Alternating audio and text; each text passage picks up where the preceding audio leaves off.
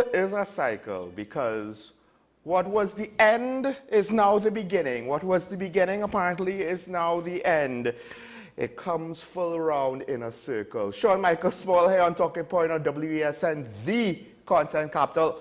Interesting days. I wonder, for someone in my position, and I'm not entirely sure to what extent there was someone in my position and the position of some of the other practitioners in the space of having opinionated discussions, not just merely being glorified stenographers, as one criticism of our media that came out of, well, the last World Press Freedom Day, I believe it was.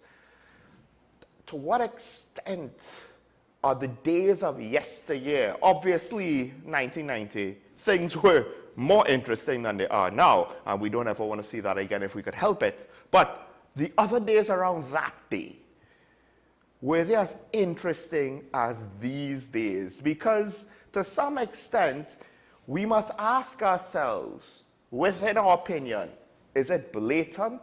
Is it ignorance? Is it intentional? Is it subconscious? The motivations behind some of the decisions that we see, whether it be regards to decision of policy, what we do, decisions of how to respond to controversy, or even just decisions on what to say when communicating, regardless of if it is a defensive action over some controversial situation, or merely a used car salesman pitch trying to get us to accept yet another tax or reduction in a subsidy or reduction in a tax break or whatever.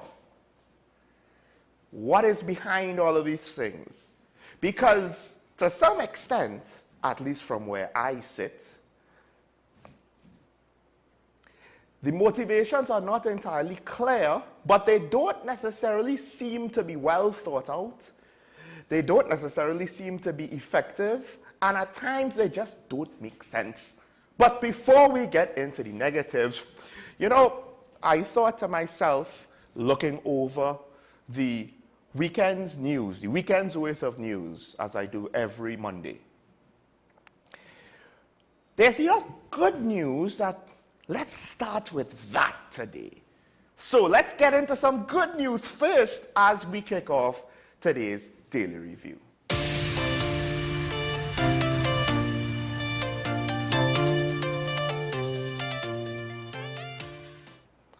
First bit of good news, you probably have read it already, but Nutramix has decided to drop flour prices, and this is the second time they have done so in recent memory, right? Around a year ago, I believe it was, that they dropped flour prices already, and this is a good thing. In fact, it's somewhat of a rare thing. There's a couple of things that we don't necessarily experience inflation being reversed. One is property rental values and property values. We don't see those things come down. The other thing is cost of food, right? Fast food goes up, it never goes down. But what we have seen is things have gotten a little bit extreme to the point where the market said, hold on, we're actually not going to bear this cost anymore. With regards to certain foodstuffs, tomato is the one that comes to mind, sweet peppers is the one that individually, well, both of those things, I made a conscious decision. This is a little too expensive for what is, at that point, a luxury. And to some extent, I remember seeing those goods just stuck on shelves in supermarkets or grocers. And I've heard similar experiences.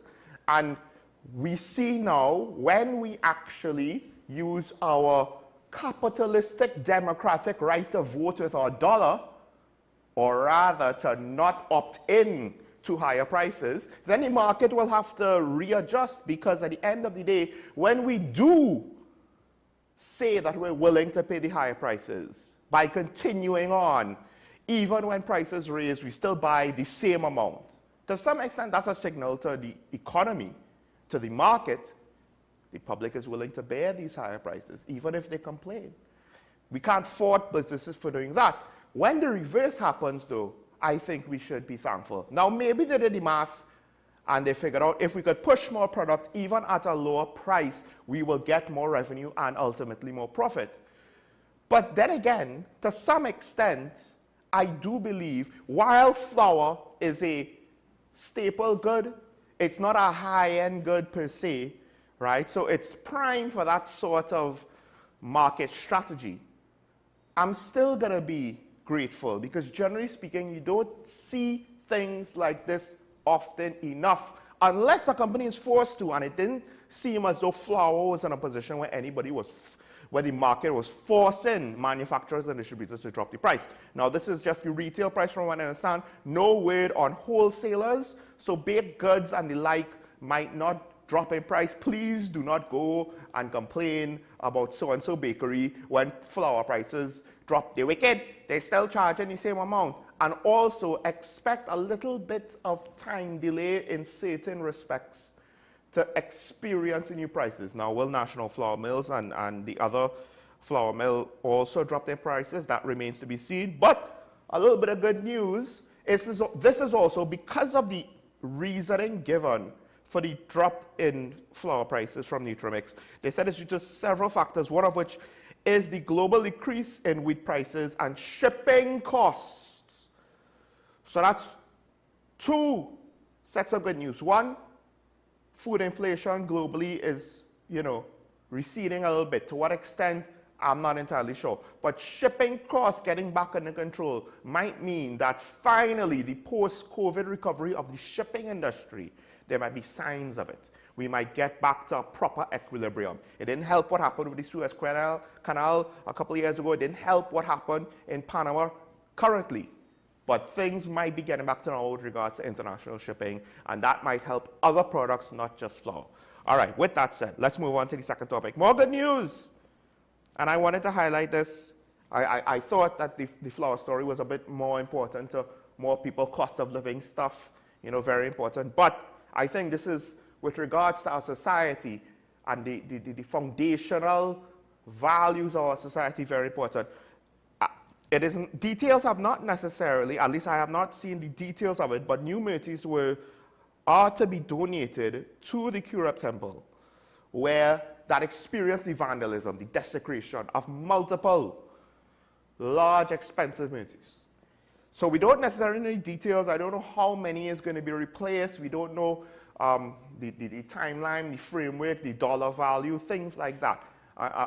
Somebody anonymously revealed that tidbit to us, and I think at the end of the day, the point they were making was the fact that, look, people were coming forward to try to help. People were coming forward to try to help. They didn't necessarily say who, that's fine. It's just a nice indication. Whether it is people within the Hindu community or outside, that doesn't matter to me. What matters to me is people are looking to move forward. People are looking to not let this situation be the be-all and end-all and the end of something. And again, even if we aren't Hindus, we should be applauding this. Because if something like that happened to your church or your temple or your place of worship, we would hope that someone would follow this example, this precedent set, and do it for you. Do it for me. If my church got vandalized, I would hope somebody would come out to try to help. The only thing now is, again, this one in particular. If a church gets robbed, I could kind of understand that. We just need to do better things to ensure a church doesn't get robbed. If a temple gets robbed, same thing, whichever house of worship. But vandalism and desecration, I believe this is something that I hope the police, and I'm not saying this might not be easy to solve, to be fair, but this is one of those crimes that I don't think we should just tolerate and hope it goes away. It's a bad precedent because this idea will get into the minds of other people and the motivations might be different, but the idea, just like when kidnapping was all the trends to various degrees of success, because the idea gets into the minds of people with bad intentions. And I rather not have to deal with the consequences of their bad intentions. The financial cost to society at times is too much to bear. Let's move on to the next story. More good news? And the HSF kind of came back into prominence a little bit because, well, ironically, and we'll get to the Auditor General situation and updates on that later, The Auditor General brought up the fact that there was a delay in payments into the HSF last year. And then one of my own callers brought up and asked questions about the losses incurred by the HSF last year. Now, those losses, and I do believe at the time, was due to, at least in part, the markets, right? And right now, some surefire stock like Disney has been having an incredible year of losses due to how they have been managing their intellectual properties, their assets, and their investments, particularly into the film industry. But I'll leave that alone. Our HSF, however, has not incurred losses. In fact, it has incurred a profit of $494.6 million US dollars, and that puts us back above $5 billion US in its entirety of its portfolio. 5.3 billion, 3.9 billion, so it's almost 5.4 billion. Now, the good news is we didn't incur a loss, we incurred a profit. However, I have to now kind of throw a little, cold water in the situation, because the HFS has been hovering around 5 billion, or I think it even got up to 6 billion maybe before COVID, but it's been hovering around 5 billion for a while. So the net result over the course of several years, maybe half a decade, maybe even since 2016, because the Minister of Finance, as I believe when COVID happened, he was basically saying, look at the HSF, look at the HSF. Since 2016, we haven't incurred any losses. I believe it was something to that effect. That was the time frame he was looking at. The problem is we haven't necessarily seen long-term growth. We've seen short-term growth, which will be heralded as good news. We've seen short-term losses, which was heralded as, well, it's not so bad. It's not so bad. Don't look at the man behind the curtain, it's not so bad. But we haven't seen long-term growth. Now, I think one of the benchmarks higher than expected. When I say benchmarks, I believe the expectations, the performance expectations was about maybe 8%. I want to get the correct stat here. Oh, yeah.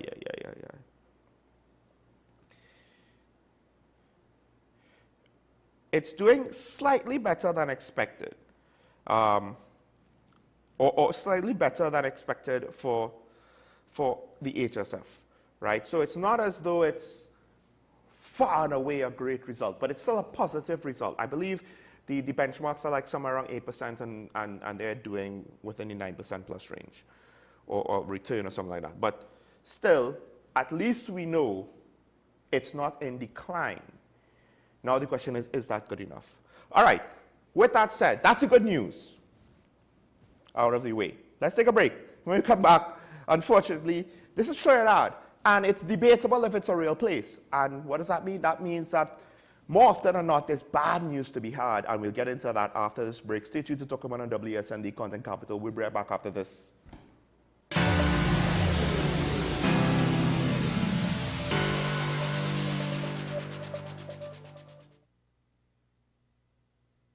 Coming soon to WESN. Pastor J, I want to get a tattoo. You really want to me. Respond to me. How you would respond to me? The first question I'll ask is why.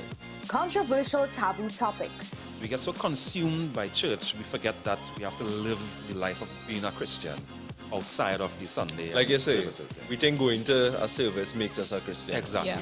Right. So here we are about to hear the second time Pastor J wanted to take a tattoo. Would have been late last year and early this year. Oh gosh. Hope Unfiltered podcast with Pastor J and Ren. Coming soon to WESN.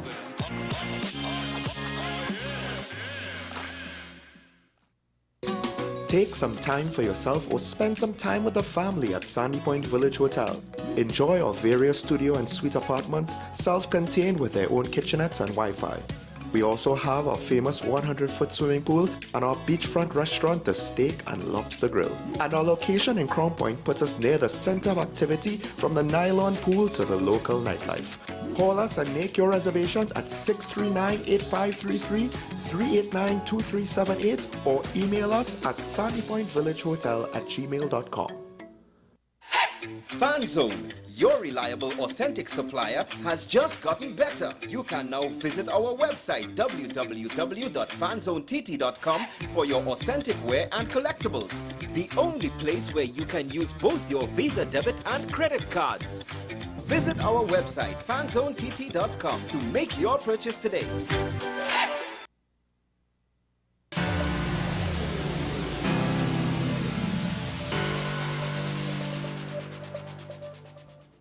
Welcome back to the one, and I found it. It was where I thought it was. I just, for some reason, couldn't read it, couldn't find it within the text. But the benchmark for returns on the HSF was 8.56%, and apparently the HSF outperformed that by 2.02% for the financial year.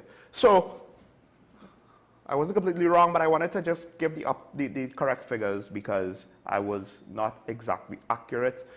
Like I said, a little bit of good news for the HSF, not necessarily the best of news. Will we take what we could get? I guess is the question. To some extent, I am willing to, but perhaps maybe my colleague Karen would say, you know, they beat me down into just being willing to take any sort of good news. You know, that doesn't necessarily mean it's acceptable.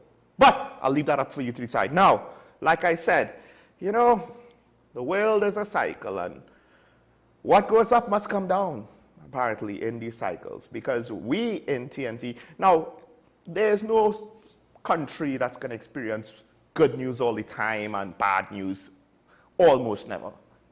But in TNT, it seems more like we experience good news maybe in a rare occasion that is the exception to the norm, and bad news all the time, all the time. Within the last couple of years, that's one of the things that's a takeaway. People might say we don't highlight good news enough. Well, it's because of things like this. The Auditor General has responded to the investigation with another pre-action protocol letter. And to some extent, the Auditor General's response is giving me their answer, because it was the pre-action protocol letter came through her legal representation, Freedom Law Chambers. And they're looking at the legality of the probe, of the internal probe. And I asked the question because the Minister of Finance defense was that, don't I have the right to conduct an internal probe? An internal probe. And yes, that's fine. You want to probe your ministry, you go right ahead and probe your ministry. Because the thing is, here's the apparently what the investigation is reported supposed to be into. A, what circumstance led to the understatement of revenue in the public accounts? Cool, yeah, internal, that's all you.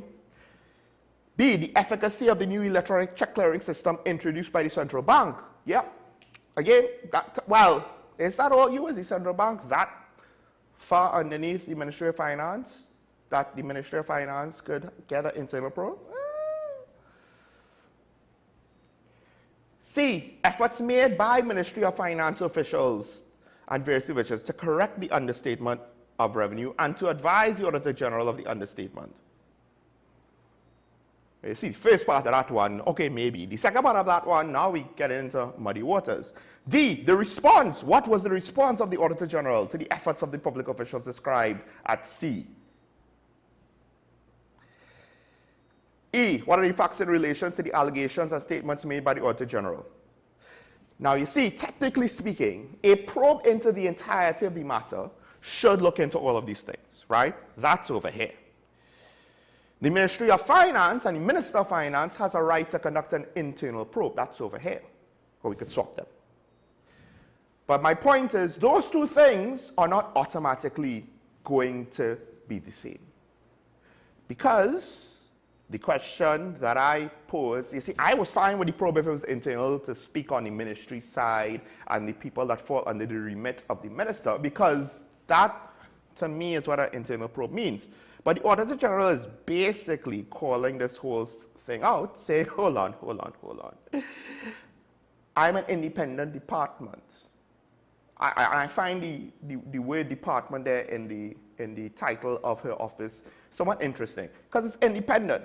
Now, Is it like the DPP's office where this is a department of the Ministry of Finance? And even if it is, if it's not, well then no internal probe has any right to look into the Auditor General's office by just layman's definition of the concept of an internal probe. If she's not part of the Ministry of Finance, then an internal probe has no right to internally probe her business, right? But then even if it's like the DPP, where, and again, I haven't seen anything where this is the case, everything that I see says independent office. If she is normally under the Ministry of Finance, then, I mean, think about it. The Attorney General is responsible for her legal fees, not the Minister of Finance. If she is, it's still somewhat of a conflict of interest because she's still supposed to be an independent office. Okay, well, maybe conflict of interest is not the exact accurate word there, but it's an independent office. By what rights does any government ministry? I'm pretty sure the Attorney General cannot conduct an internal probe into the office of the DPP. He conducted an internal probe into the office of the Attorney General and the Ministry of Legal Affairs. But I think somebody else would have to do that if anything is to be probed into the DPP's office, and I think this more or less is a similar situation.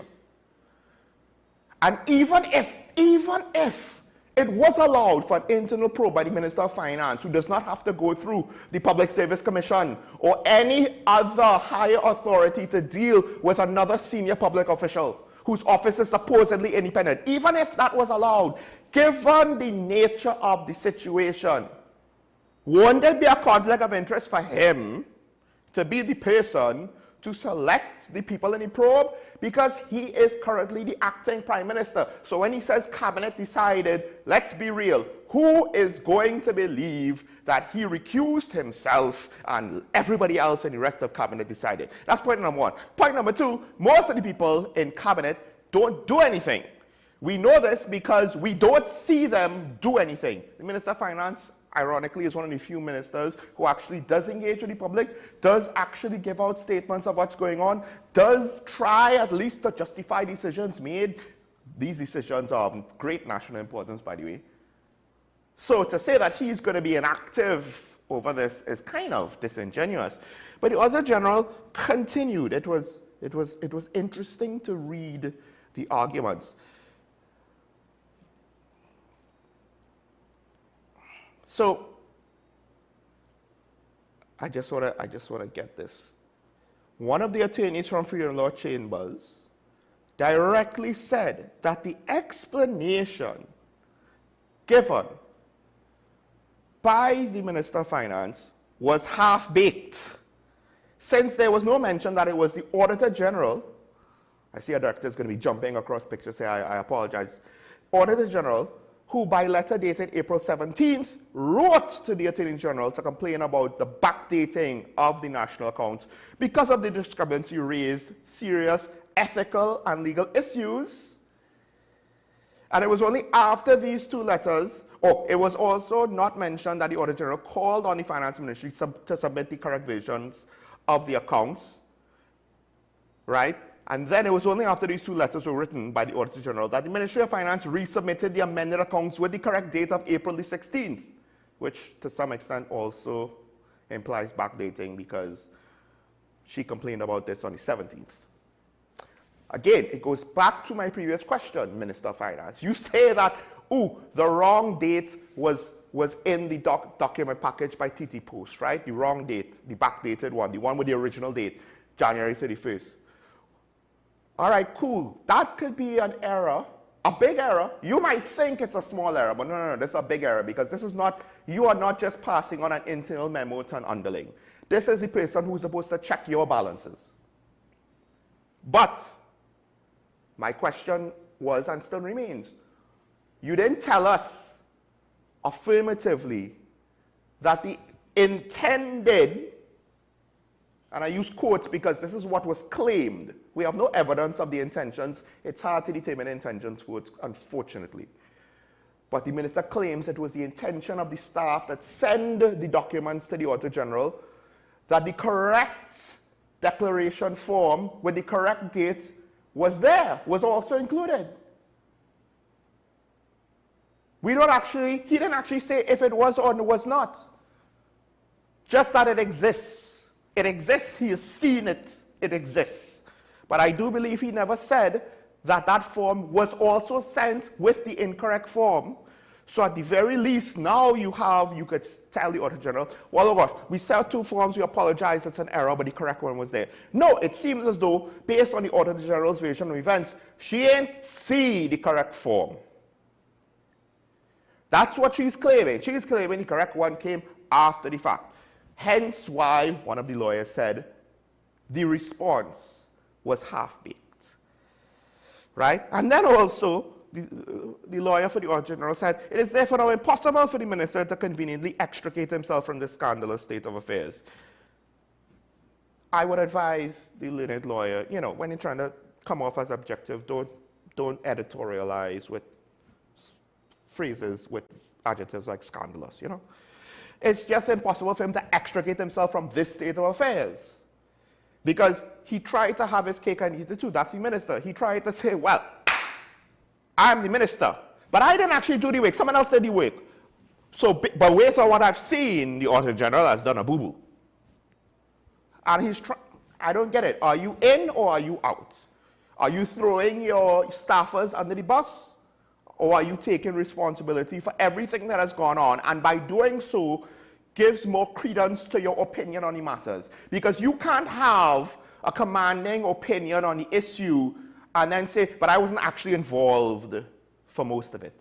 You know, everything I'm saying is basically what I've seen after the fact based on documentation that I've read after the fact.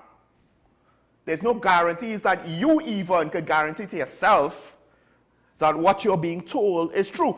We live in a country where police officers shot their fellow officer in the back of his neck and then lied to their bosses to the point where the commissioner of police at the time, acting commissioner, McDonald Jacobs, essentially passed on an untrue version of events unintentionally because of the potential, well, I'll say lie just with regards to the fact that he was shot from behind and they claimed otherwise.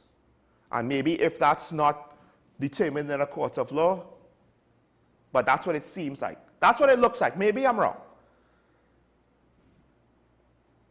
So we have seen a situation where potentially, all right, let's say potentially, subordinates have not entirely been truthful to their superiors.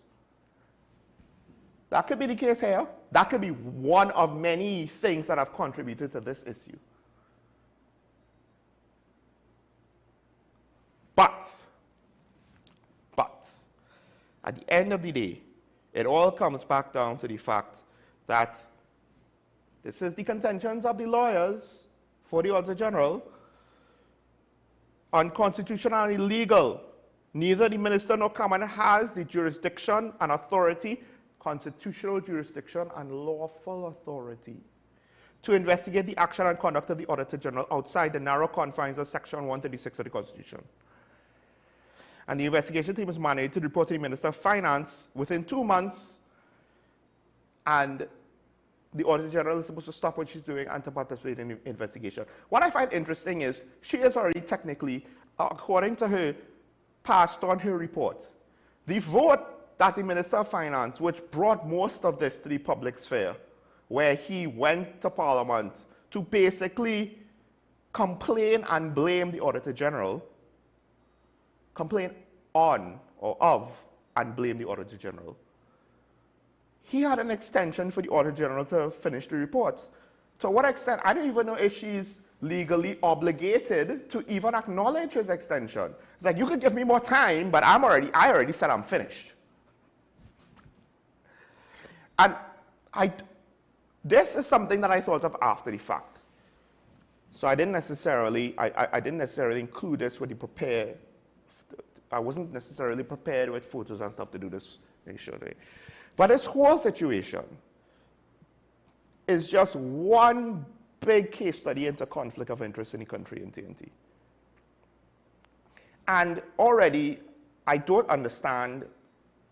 It's almost like if, and one of the callers said it best, it's almost like if the members of the government They really don't know what they don't know, and they don't know that they don't know what they don't know. And they're trying to act as though they are the be-all and end-all authorities of the situation, when in truth, to some extent, they are secondary to the actual mechanisms of what's going on. One is the Minister of Finance, the other is the Attorney General, who at this point, I just wanted to bring this up. What do we expect? The first thing our current Attorney General has been a part of was basically potentially perjuring himself in a Miami court with regards to a matter of conflict of interest, because he served on the other side of a matter of state importance. He served on the Defense Council, and now he became Attorney General. Now he is representing the state, and he apparently misremembered his status of senior counsel at the time and tried to downplay, oh, I was just junior in the matter. His first scandal was about conflict of interest. And here we are, his most recent situation that he finds himself in, I believe, is a matter of conflict of interest. And the irony of this situation is his predecessor is most famous for being, well, not most famous for this, but one of the things his predecessor is most famously criticized for is for recusing himself whenever situations of conflict of interest comes up. You can't make this up. You can't make this up where his predecessor, he was supposed to replace his predecessor because we hoped he would have been better. He would have performed better. He would have been a better authority figure, role model, a better practitioner, legal technician to hold that seat. And his predecessor, which to some extent objectively, you know, we had a lot of questions on a technical level over his capacity to execute the duties of the Office of the Attorney General. His predecessor is scoring higher marks. You could say it's marginal, but it's scoring higher marks when it comes to issues of conflict of interest. Dare I say, let's go back to Farris. Can't make this stuff up, man. I mean, to some extent, current AG looking worse. Never thought I'd say those words. There is somebody that I want in the role potentially less than the previous Attorney General. All right, let's move on. Let's move on. Maybe I'm wrong. You can call in and disagree with me later. These are just my thoughts and opinions. I'm just saying, you know, apparently somehow conflict of interest seems to be a foreign concept to some politicians. Now, moving on. Bad news, more bad news. Back to the Minister of Finance. Remember when, you know, a certain permanent secretary apparently got on the bad side of the Minister of Finance because the permanent secretary said, Minister of Finance, we don't have enough money. We can't do it. We can't give public servants back pay by December.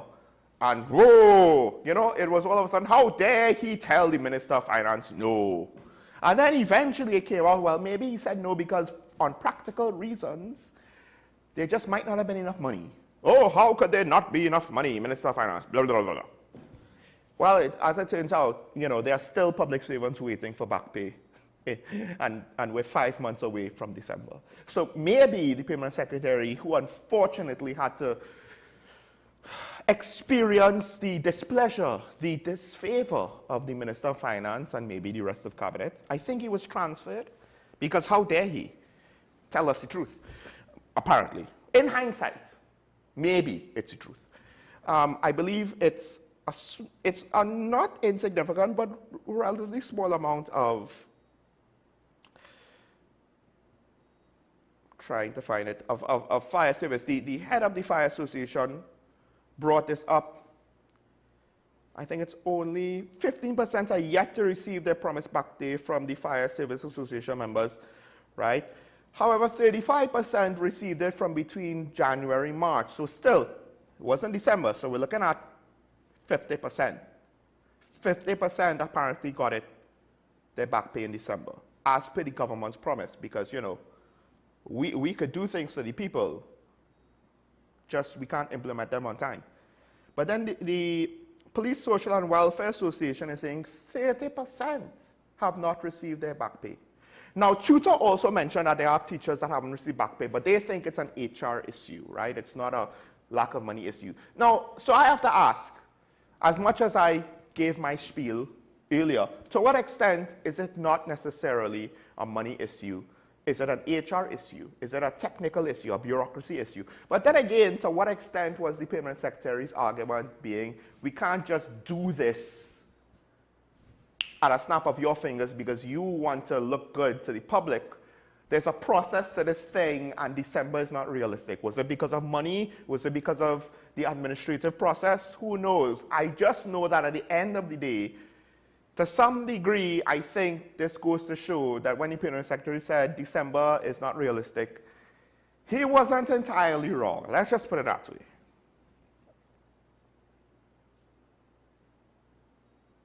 Oh gosh. Here's, we have just so much bad news that my laptop is freezing on me.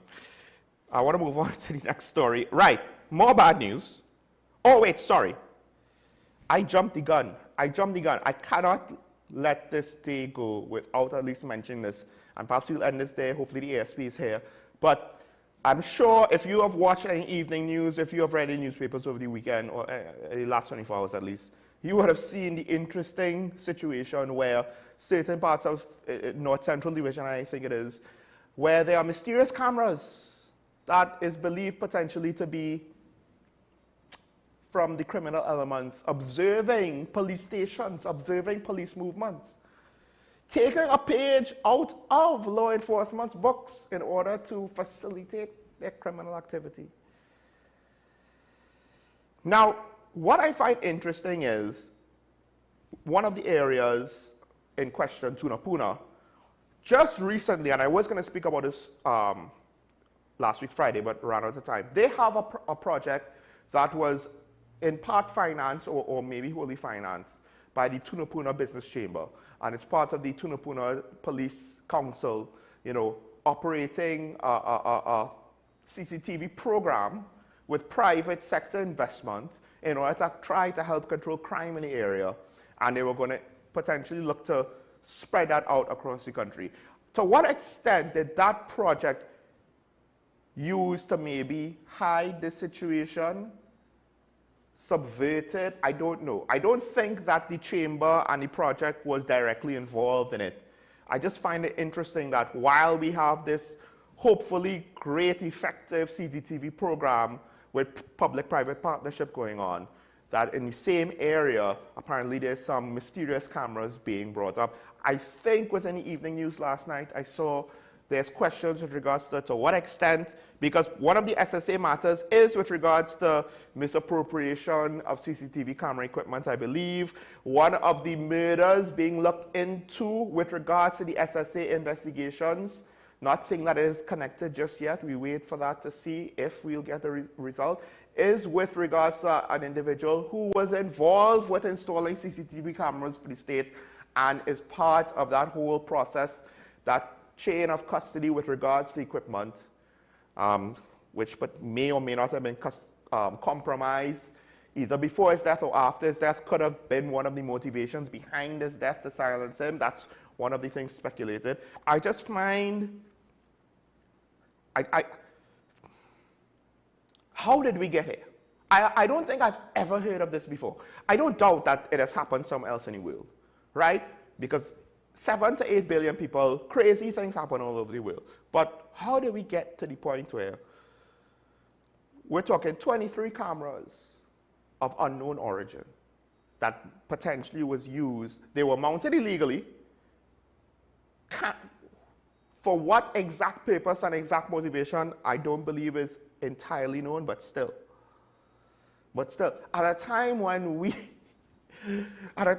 the public side of the CCTV network is not always, you know, well maintained and operational, criminal elements are going this far.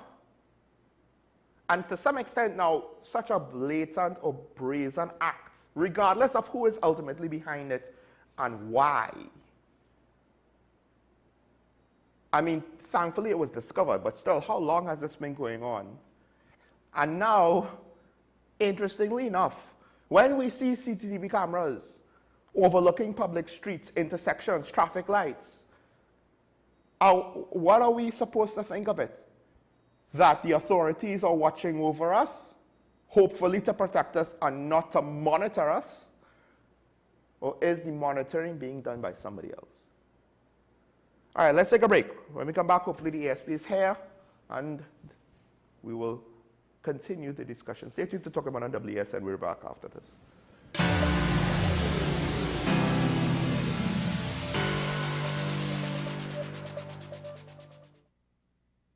Hello there and welcome to AM Prime on WESN Content Capital. Before we even start this repatriation and reintegration process, we've already failed, or are we doomed to fail? You've got to invest in the institutions that you've established to carry out those sorts of core functions.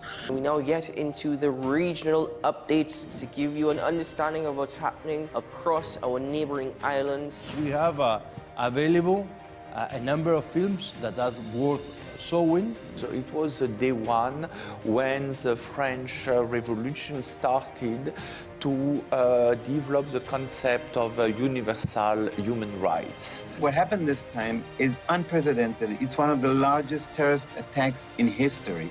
Let's welcome Carl to the program. Carl is over there next to himself. Hello, Carl. Silky anteater or pygmy anteater, and we have 2 of the 3 species of anteaters right here.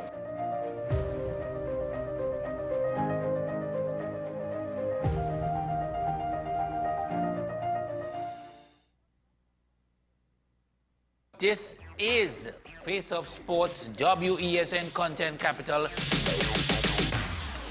How you felt about the kiss on the lip? That's the business. I'm not to do with that. I find that was distasteful. The national senior team, whether you like it or not, that is the model for all other teams to follow. I'm assuming that the regional requirement may be a much stricter requirement. This is not about Pro League and Super League. This is a league run by the Normalization Committee that I'm responsible for. Nobody expected FIFA to fund this arrangement. If we don't get a professional attitude towards this, we are doomed for failure. You break the balance, trip the leg, control the body. They ain't gonna stand put forever. Why you want the Chiefs to lose so? Why you want the Chiefs to lose so? They already have 2. Lamar don't Why? have. You're jealous because you know the Chiefs getting closer to the Patriots. Let's go to the last part No, of the game. no. Let's go to the last part.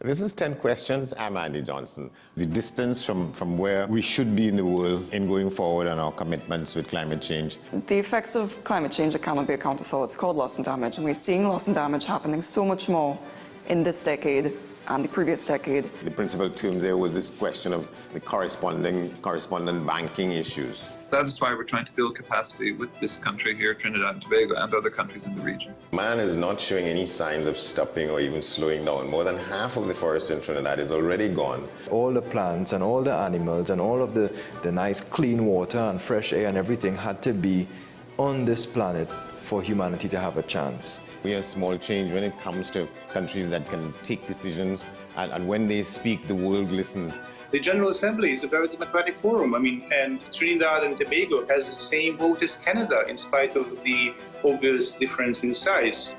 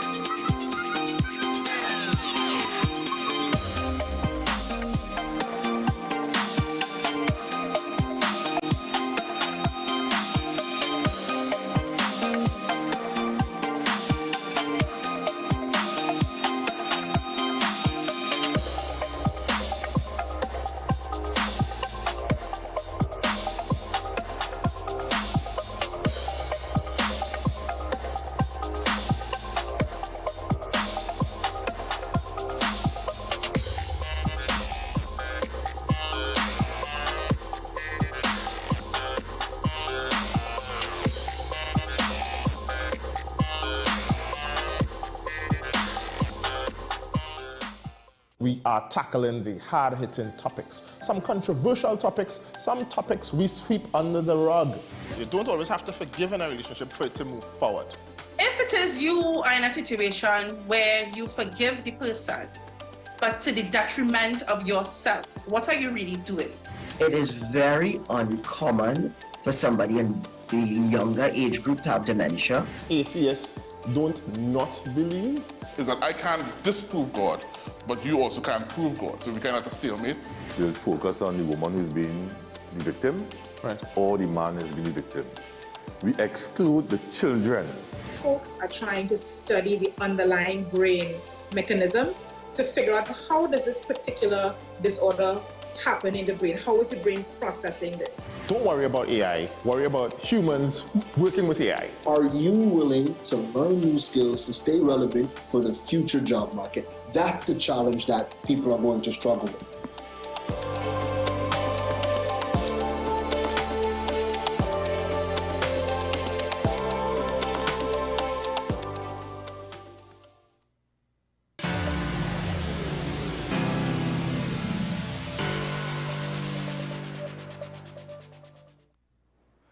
Welcome back to Talk About, ladies and gentlemen, and joining me as he always does at the start of each week, at least when his duties do not cause them to have to come later. We have, as always, our media ambassador from the TTPS, acting ASP, Ashraf Ali. Good morning, sir. How are you this morning? I'm all right, and nice to be here. Of course, there's a lot of interesting things going on centered around the police. Some of them technically, you know, at the executive level. But you're here to speak to us. And actually, I now remember there's something I wanted to point out to you, because it always bothers me whenever I see something like this. Apparently, somebody got his deposit for a car purchase stolen again by a scammer. Facebook Marketplace. Again, I will always say, ASP Ali has been speaking about this ad nauseum for 2 years now. And on all our social media platforms, and with our public information. All of the media ambassadors, I'm sure. All the media ambassadors have been speaking about it. So it's just like some persons are still not heeding and not understanding how serious the situation is. Is it almost like if we've reached the point where we're past COVID, right? So we've reached the point now, oh gosh, murders. It's almost like if we forget there are other crimes besides murder. And majority of these crimes, these robberies are actually used to fund criminal gangs. It's a criminal gang enterprise, and this is what they use to fund criminal gangs. So when we continuously tell persons do not, and to heed the calls that we have and be very cautious, they are just facilitating the processes again, right? Because it's thousands of dollars in sometimes in equipment and vehicles at the same time. Persons are lost. Cash persons, when they come to cash transactions, are lost also. So it continues to be something that we always get reports taking place. We will keep reinforcing to the public as much as we can that persons need to be aware and much more aware about it. You know what's funny? There are times when I'm in a legit business and the process of who pays first, how do you receive things, whatever, it always still makes me a little nervous. And this is a legit business. Or even when I'm dealing with a customer, you know, as a worker, right, dealing with someone else's money, you know, it's always like something that is not to be taken for granted, business as usual. Let's just put it that way. It's an important situation. It's my money going to somebody else and their goods coming to me, you know, or vice versa. And it's not something that I've underestimated. So reportedly, he deposited money into an account. And it seems as though without even, it's not like he did it electronically while seeing the car in front of him. It's almost like if he did this deposit just to purchase the right to purchase the vehicle. So in one hand, the individual, the victim would have probably heed the call of a physical interaction with walking at a large sums of cash. But this is not even that. He gave the deposit expecting that he paid that in order to get the transaction to start. That's what I'm saying. And the other person never even showed up. And he paid that by bank. He didn't even give it to them in their hands. So we have to be careful, and this is what I'm saying. Right. There are so many avenues that criminal enterprise are exploiting. We have to be aware of it. Simple transaction through the banking transaction, and we discussed this one on some time ago, where the number of fraudulent transaction has took place, and the values and the amount, the number of money that went through the bank system and online transactions and legitimate financial institutions where persons would have deposited money through it. So it is not to say that criminal elements are not also utilizing these type of avenues, you know. So it is a legitimate, for the money, in order for the money to go to the account, it's a legitimate account. Is there, and we'll get into now the street gang talk of it, because I think some people kind of, okay, murders are the big thing, and then what comes after that? Gangs, gang violence, gang warfare, gang crime. But now you're saying, well, this is part of the wider criminal enterprise. Something has to fund it. Right, and I think perhaps people are thinking, well, you know, random criminal, that's small potatoes. Am I going to be affected by that? But they need to understand what might look like a random small potatoes criminal might be one of the tentacles, one of the operatives of a larger organization, and don't underestimate. Yes, he will be you would think, oh, these guys, they ain't going to be so bold, they ain't going to be so brave. No. When you have that back end, you will be that bold. And it brings the conversation, which is the hot topic, as you like to put it, with the most recent find in North Central Division with the 23 cameras. It just simply reinforcing some of the messages that we have been saying, that the gangs themselves are no longer what we consider gangs to be, right? The bad boys in the area. It's no longer about that. It's a criminal enterprise. And with a criminal enterprise, the organization has many skill sets that we're not aware of. It's not the persons who have the guns alone.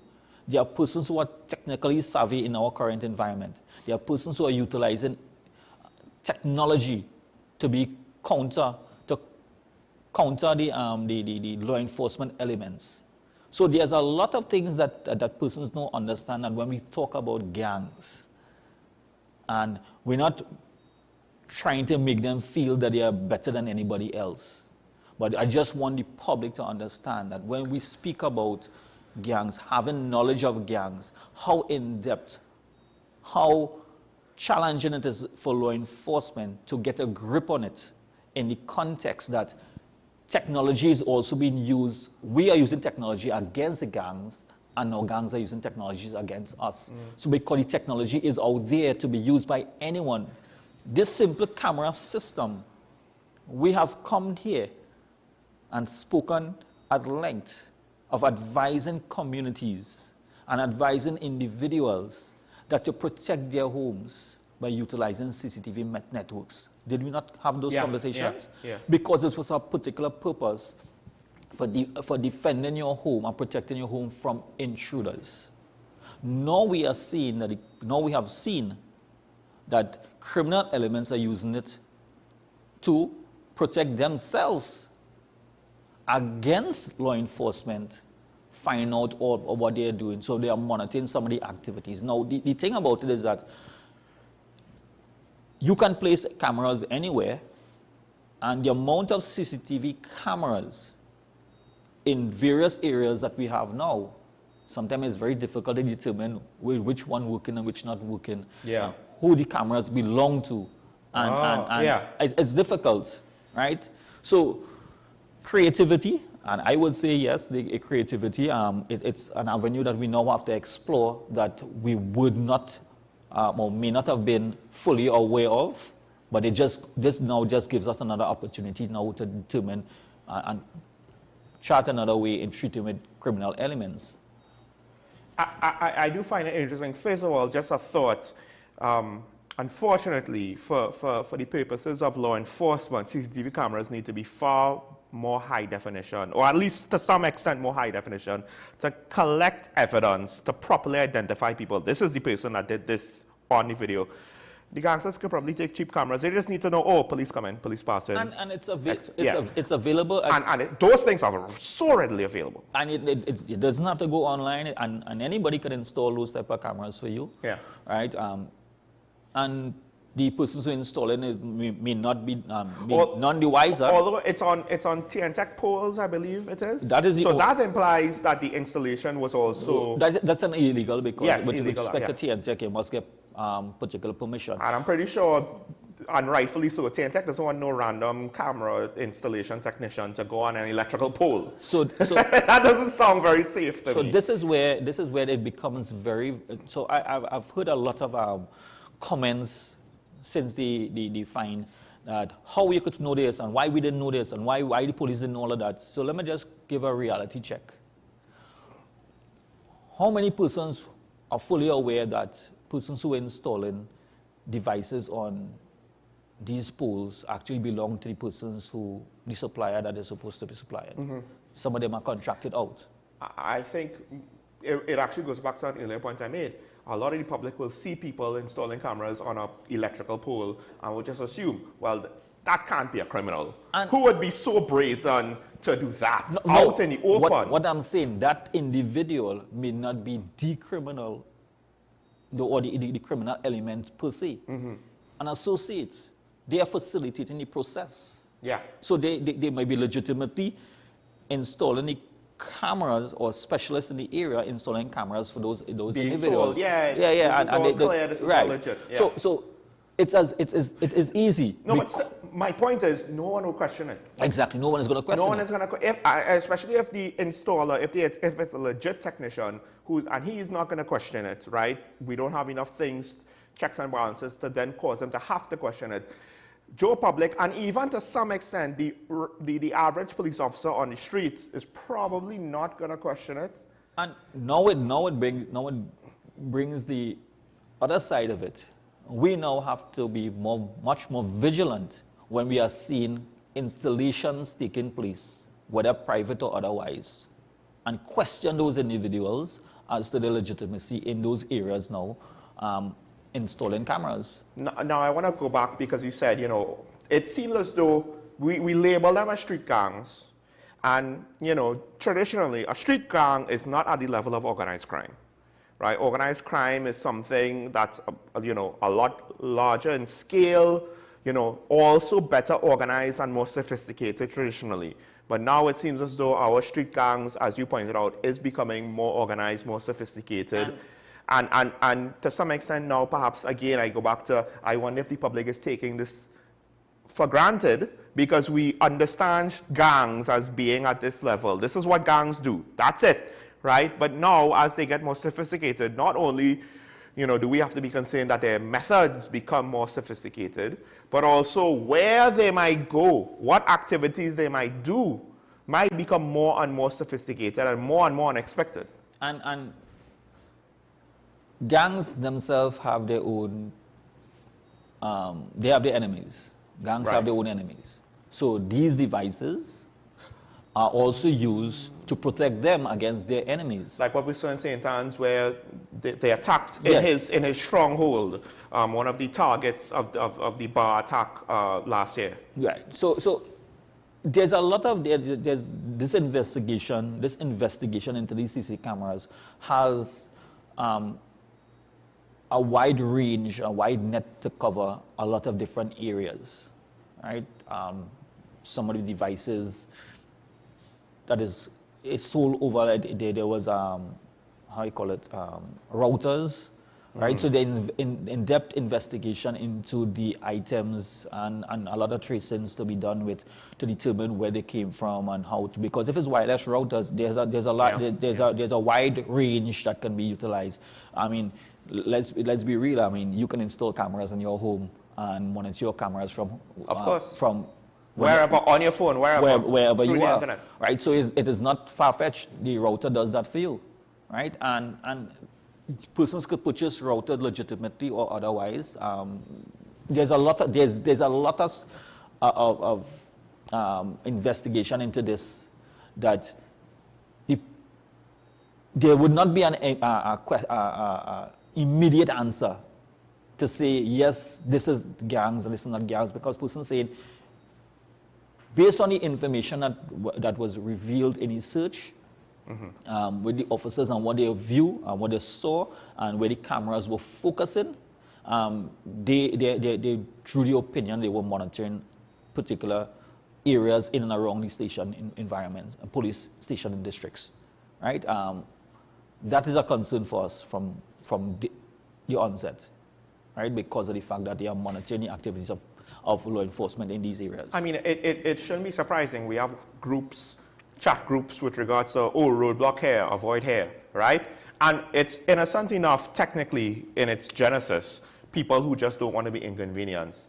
But now you take that idea, right? Oh, we're monitoring police roadblocks where they are. Well, why not just, for the criminals, monitor the police directly? Yes. And you know, I think the question is, how sophisticated could it be? Because who knows, it could even be, for lack of a better way to put it, a contractual service of criminal enterprise. And it now erodes the trust that these type of services, just like the one you mentioned, where the pilot project in the Tunapuna business community, that wanted to put that forward. Now, it now begs the question now that the trust in these type of systems, how secure it is, and all. So there's a lot of yeah. So to what extent was that used as cover? Yes. Did it aid in masking the situation? So this situation itself, I would say it gives us an opportunity now to discuss and explore other areas because we were not fully familiar with this. Maybe it was an oversight. Maybe we didn't believe it would have. It would have been so simple for the process understanding in CCTV network. I think it's not like, oh, the police underestimated the situation. It's different levels underestimating in different ways that leads to this point. And then I pointed out, the officer on the ground is not necessarily going to know the CCTV camera network like the back of his hand to say, well, that camera is not part of the network and is not being fed into the Tunapuna police station. The problem is, to what extent do the people in higher leadership positions, and this goes not just for the police, this could go for other situations and other public institutions, are disconnected to what's going on the ground, and we don't have the correct systems in place to ensure that everything is always double checked, right? So it's not just, in this case, police leadership. It would be, to some extent, who controls the camera systems. Now, Tunapuna and the police are working hand in hand in Tunapuna, but the wider CCTV network is not, as far as I am aware, solely under control of the police service. And then, isn't it more of a Ministry of National Security asset, or who actually controls it? Well, those systems are closed networks. They are not wireless networks. Right. No, but my point is with regards to just saying, oh, a police officer could identify a camera being out of place. Yeah. So right. So or even to say that senior police officers could do so. It's not necessarily the case because of the various disconnects and silos. And it's so true because of the push towards CCTV networks and CCTV camera system throughout the country. That gave an opportunity. I mean, it's a positive for us in Trinidad and Tobago and for law enforcement for the monitoring, not only for the monitoring of the activities of the individuals on the street, but it gives an oversight and a protection of the general communities and general public in several different ways, because it also aids the normal citizen if they were involved with probably in an accident and they having to go for a civil lawsuit or some incident that took place. So it's an aid for them in one aspect of it. It's a monitoring device, monitoring aspect for law enforcement to monitor activities on the streets. It gives if an incident took place, it's an opportunity for us to send the resources that we have. So it is a benefit generally, and it has lots of pros into it as opposed to the cons. But now we have to explore the con aspect of it in the context that the availability of cameras that are not on our network, which is less wireless cameras, has been established in particular areas, and now we have to explore to determine whether or not there are more cameras of this nature, where the investigation will lead, whether or not we have to do additional checks to see if in other communities that is where criminal activities is known are also being utilized in this Double manner. check the camera. I mean, and folks, first of all, I don't know to what extent our law will allow to trace wireless routers to devices and link them to people and that whole process, because again, our laws were not always going to account for wireless internet digital age revolutions. And there are ways to probably insulate and shield themselves from being traced from these wireless routers. I'm not going to say what I think those ways are for obvious reasons. Let's not give ideas to criminal elements that might have overlooked this, right? But with that said, I do want to take a break. When we come back, we'll open up the phone lines. We could hear from you if you are and continue the conversation. Stay tuned to Talking Point on WSN. We'll be back after this.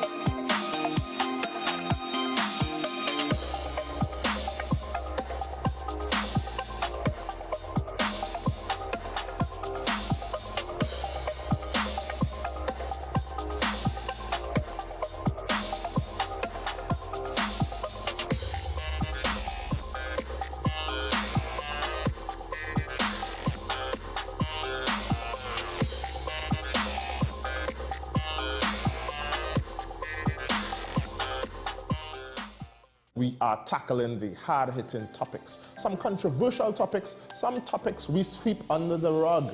You don't always have to forgive in a relationship for it to move forward. If it is you are in a situation where you forgive the person, but to the detriment of yourself, what are you really doing?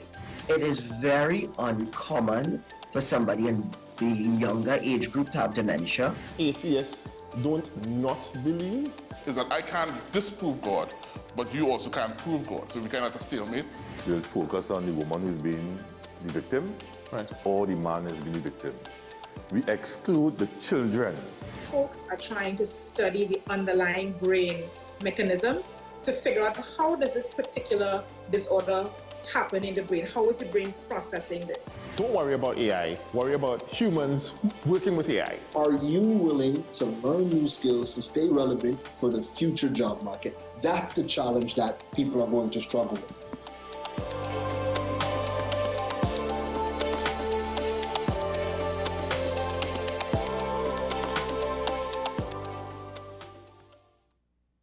Imagine a world where arguments don't exist. CICR is a full-service conflict resolution company that offers mediation training and workshops for all. In 2024, our 40-hour workshops are back, giving you all the tools you need to become a certified mediator in Trinidad and Tobago. Want to know more? Call us at 768-6778 or visit our website. Let's work together to make the world a better place.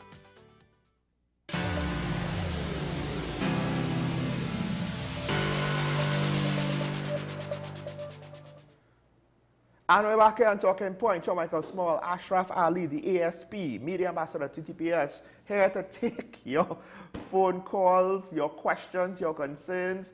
Of course, please note that the ASP can't answer everything. He will try his best. If you have any questions with regards to police matters, with regards to some degree criminal law, he does not give out legal advice. Let's be clear on that.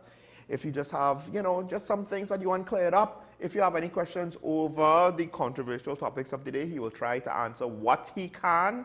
He is not necessarily authorized to answer everything. Please, at the end of the day, understand that, be respectful, and just be respectful in general. We have our first caller for the morning already. Diego Martin, you're on the air. Morning, caller. Good morning, Sean, and to the Honorable Superintendent Ashraf Ali, my favorite TTPS officer. I'm not going to put him on the hot seat as yet, but I want to reflect on something that you have said, good news and bad news. I want to talk about the bad news that's coming out of one of the newspaper, and the suggested elevation of a former Attorney General to the appeal court. I am an advocate for a no to that.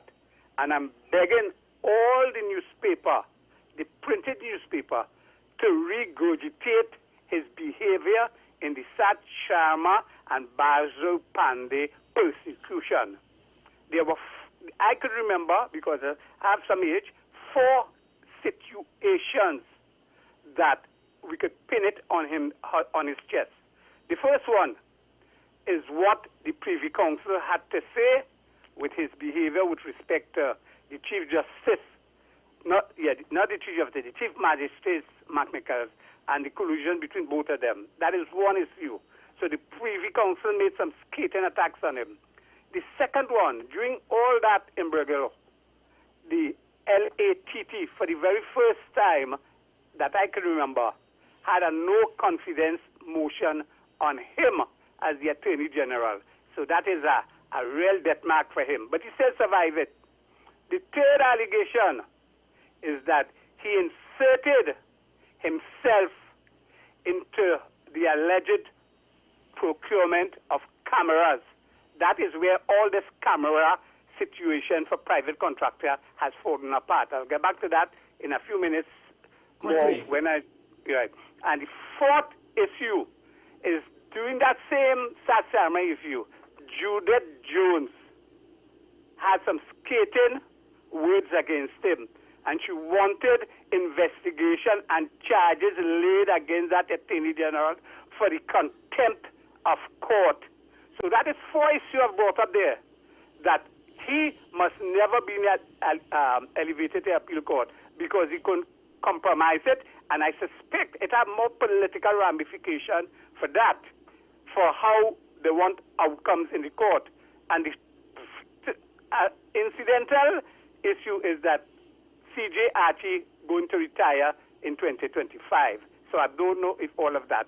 And more importantly, to quickly to Superintendent, one of the issues with cameras is to have it functional. And 2 or 3 years ago, the contract and the procurement of it went haywire. They basically shut it down and re-establish it. And a company called Johnson Controls eventually got it. And there was an allegation that that AG who I'm talking about was part of that arrangement. So I'm not saying no. So I'm putting that on him too. He is as part of the collapse of the security systems we have in Trinidad and Tobago, no, particularly referring to cameras, security cameras. I'm saying no more. I've taken up a lot of your time. Yes. Thank you, caller. Do we have another caller on the line? Okay, next caller. Good morning, caller. You're on the air. Yes, good morning, Sean. Morning. I know for one thing that the police is a multifaceted approach in terms of addressing the issue of crime. So I know one person can share that blame. Although at times I feel that too much is being asked of the population. If you see something, say something, instead of if the police should know something, then they should do something about it.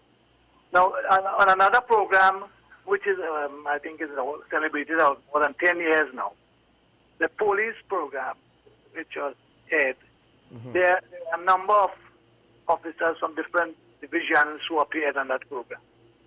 And we were told at most times that it's a work in progress. And I make specific reference now to the fact that police uniforms have not been controlled to the extent that even today we have a number of people parading in police uniforms who are not police. Now, how much more easier is it to get a TNTEC uniform or a telco uniform or TSTT uniform, and so that it hides who are these persons might be guilty of placing these cameras on these poles, so that in broad daylight, because of the uniform that they have immediate access to, that they are able to use and go undetected. The thing about it, however, is this, that, and I'm not pinpointing the particular officers on your program now, but there so often we are told that this matter is gang-related. Information to the public is that they know how many gangs, government ministers have indicated how many gangs they have. And the police are saying this particular matter is gang related. That's a solution, but we have to investigate. And the investigations take, what, a year, 2 years, 3 years? Whether there could be so simple a medium by which investigations are carried out and much more prompt. The fact is you have a situation where people make report to the station about the manner in which public is treated in carrying a report. We had recently with Mr. Prasad and his issue. It was commendable that the police acted within a few hours. But how often people make reports about the attitude of police officers? And we all know that you have shifts of officers. I'm the close now. That you have shifts, and a shift will be varied. It may have a inspector, it may have a superintendent, assistant superintendent. Caller, I'm going to ask you to wrap up quick. Yeah, it goes down the line. So if an incident is reported in a particular station, you have people in that shift who will be directly responsible for whatever it is. You know, so that these reports, when they have to be investigated, they consume too much time. And this is one of the reasons why we lack confidence in the police service. So thank you very much. Thank you, caller. We have Dabadi on the line. Good morning, caller. Maybe we lost Dabadi. Dabadi, if you could hear me, call back in. Don't be afraid. We apologize. We do try to balance off giving enough time to trying to get callers to trying to get everyone to have a chance to speak. So call in if you have a chance. I mean, he brings up a good point. Police uniform, they had a report in the papers where 2 officers, I think, reported uniform stolen. That has been an issue. This is new, though, that it's stolen out of their lockers. Well, to the public. To the public, especially the location where those things were stolen from. Yes. Right. Yes. But we do in fact have several reports where crimes were committed with persons wearing items resembling that of the police officers. Yeah. Right. So it is something that we are looking at also. We have someone on the line. Good morning, caller. You on here? Very good morning to you, Sean. Morning. Sorry, someone, you're breaking up. Breaking up bad, too. Yeah. Hello? Hello, hello? Hello, yeah, Sean, you hear me now? Yes. All right.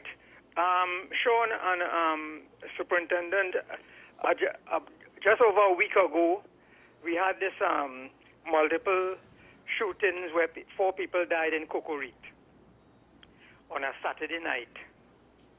We the public were made to understand that a person of interest was arrested at Piaco International Airport the following day, Sunday night, I believe it was. I think it was the same night. Oh, am I mistaken? It was the same night? Well, all the right. shooting was Sunday. Give a day or 2. Yeah. Right. I wouldn't split hairs over a few hours. But we haven't heard anything. We were told... when I say we, the public, we were informed that this gentleman was arrested. He was aboard a flight to get out of the country. 4 people were killed, were murdered, and we haven't heard anything since. So I mean to say, I'm wondering if the police, they are holding this gentleman for, as I said, it's more than a week. We haven't had an update. I mean, we are at a loss. Why aren't the police informing us as to regards, have they released this person? Do they not have enough information? Caller. Hello? Yes. My short answer would be perhaps we are forgetting other criticisms of the police with regards to just the nature and the time scale of how these things goes. It's not like quick, fast things, and thus he's either going to be released or charged right away. But Sean, you would appreciate, I mean to say, we would like to know. I do appreciate, yes. I understand the callers need to know, right? But we have to be very careful with the callers need to know, the public need to know, and the level of an investigation, because the investigation has to be before the courts. Yeah. And if the matter is, the caller understand exactly what you are saying, and the police service needs to probably through our corporate communication department and that of the Office of the Commissioner probably provide an update. So I understand where you're going with that. But we have to also understand that not every investigation we can give ball by ball as to where we are and what is happening, because there's a lot that is happening behind the scenes with respect to investigations. I hear you on that right, matter. So I understand. I hear you on that matter, but why don't you, hello? Yes, sir. Why don't you operate like how the police in the other metropolitan countries operate? 21st century policing. Well, that inform the public. They give the public in metropolitan countries 21st century policing a ball by ball commentary. They don't.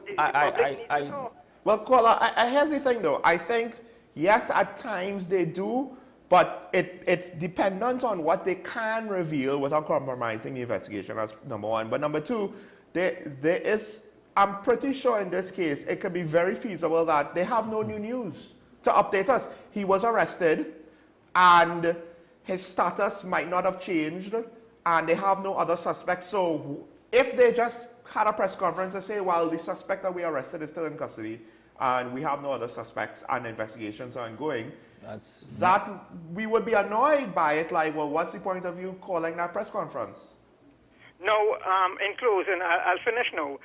Hello? Yes, go ahead. We know the police over the years, because I'm into my late 60s, and I know over the years the police in Trinidad have a habit that whenever there's a murder, there's a heinous crime committed, and there's a outcry from the public, but they hold nobody.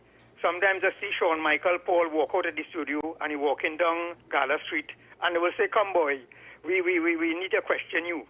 Or Keaton Shah down Frederick Street, and then the arrest Keaton, and they say, well, all right, so that appeases the public, because they hold somebody. Yes. So you go in the maxi taxi, you go in the rum shop or the market, and they say, well, all right, the police hold somebody fair, you know.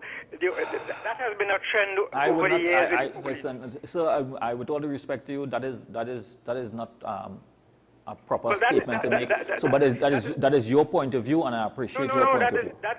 I have heard that from members of the public over the years. That has been a trend of the police when there's an outcry. It's a common perception. And if there is, and I agree with you. So that's your point of view with respect to that. But please give us an update on the arrest of that person. All right, caller. We'll have to end things there because we have Sanfan on the line. Good morning, caller. You're on here. Good morning, gentlemen. Morning, sir. Okay, now first of all, let me say this. You see, your officer this morning that you have there, I think he brings a breath of fresh air. I do understand how he operates, and he gets your attention on what he has to say. So I commend him for that. And I think that the service itself needs a PR person like him. Not necessarily to do PR, but to gauge everybody in a direction where we know what to do when we see things happen. For instance, some years ago, I saw a jeep with a Japanese guy. He alone, one man, drive down the street, driving every pole. He alone, in every pole, installing going on the road. One man. So it has no big chance at this time for one man to go down the road and do the thing. My concern is that everything that happens, the police are supposed to know. I mean, they don't know. Why they don't know? You know why? Because we had a fellow called Burroughs many years ago. We didn't have all this technology, but he cultivated a level of not snitch, but people who will report to him daily on what things going on. And he's solving crime going on the road. You can't shoot nobody and walk around tomorrow morning. No. However, his method might have been different, but we had a very low crime rate, right? And on top of that, you have a man climb up a pole, go next to a camera that belongs to the police that's supposed to be seeing here. But he could do that and nobody know. I feel that the people who had that camera before belong to that pastor fellow who they sent home the other day. I feel it belonged to he. Because they would have had that kind of surveillance to do what they were doing. Right? Of course, they're taking jobs. We shouldn't be this stage because we're too far from some other countries will be real anarchy, you know. I mean, everybody boiling over the big fella, plenty money, bringing gun and bringing gold. Hey, Tobago are poor people, and they're happy. Now they're going there and the police in the place. So, again, that police you have there, he should have been the commissioner. Yeah, thank you. I agree. Now, with that said, I will just say this, though. With regards to getting informants and negotiating with informants and making deals with the state and stuff like that, to some extent, that might go beyond just what the TTPS could decide and policies internal to the TTPS, right? That will also include other aspects of the criminal justice system, and that's part of the problem here. Even with the CCTV cameras, even if you want to put some of the blame on the police, you can't put all the blame on the police because they don't control all the cameras and all of the other things that come in play with that. But I think, to the previous caller, with regards to the mass shooting, I think if you wanted to complain about the speed of the investigation, and even then, we kind of still within the early days of it, so it's hard to say. I don't want to be too harsh with that caller. Yes, because he's just saying what a lot of people are saying. But he's right in the context that in order for us as a law enforcement agency and Trinidad and Tobago Police Service to build back trust and confidence, one of the things that we continuously lacking is feedback. Yes. And I think what he's indicating is an update. I believe he just wants to know that the investigation is just not fall apart. So I understand where he's coming from, and that is important. The irony is, when things are working not perfectly but reasonably well, then the variances between situations, because it's not like every case, and by week 2 we will have this update, and by week 3 we will have this update. That's not how investigations are going to work. They're not going to literally fall under a predictable time frame. I will take. So I'm just saying, like part of it is the expectations, unfortunately, are somewhat negative. Benefit of the doubt is not always there. And then that creeps into now the realm of unreasonable expectations, like you want too much. Yeah, but I would take what the caller said, the caller from Sawa. He is right to the extent that the public needs to get an update. On things like this, yeah. I would engage with our corporate as to what can be given as an update, because yes, it's that particular incident together with the one in the Hart Place, it's a mass shooting. Mm-hmm. And multiple deaths took place here, and it's a major public interest. Two public interest matters, right? Not because somebody indicated it's gang violence, but at the end of the day, that gang violence spills out where multiple persons was injured. So I will communicate over corporate communication to see they will engage with the investigators and see what sort of update can be put together, and probably send out to the media to give probably a overview as to where we are in terms of how this investigation is continuing. Yeah, because I might not necessarily agree that it's terrorism, but it's very much like terrorism with regards to the randomness, with regards of how the victims, were essentially chosen to some extent randomly.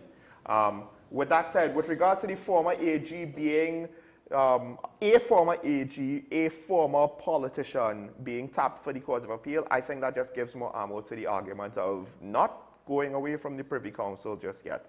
It's very controversial. It's not quite like the Supreme Court situation in America, but at the same time, like I said, you don't want to, criminals kind of get the trending thing, you know what I mean? And now with regards to American politics, they've more or less managed to kind of sink any concept of objectivity in their own Supreme Court. It's only a matter of time before somebody here is going to at least consider trying to do something similar. Now, is that this? Is this that? It's hard to say. Gentleman's been out of politics for a while, but at the same time, political biases are what they are. And are we going to be willing to just accept that it no longer doesn't exist? The president tried to say that her biases died within a day. He's had 10 to 15 years or something along those lines, right? But still, to what extent are we going to accept it? Or we should. It's not even a matter of if it is or not, It's if we should or not, right? That's the trickiness of governance and trying to protect our democracy. We're not always going to know with accuracy what is the truth. We could only determine principles and policies on what we should do or should not do in order to safeguard rights, freedoms, objectivity, etc., etc., etc. Well, I want to thank all of our callers for calling in. Thank you, ASP Ali, for joining me once again. Folks, this is talking about a WESN. And like we always say here, we have to do our part. Even if it seems like we're, trying to ride a bicycle uphill, it doesn't matter. We still have to reasonably do what is expected of us if we then want to criticize others. Make today a good day, as my co-host always says. Remember your allegiance to the Republic. We will see you tomorrow. Bye-bye.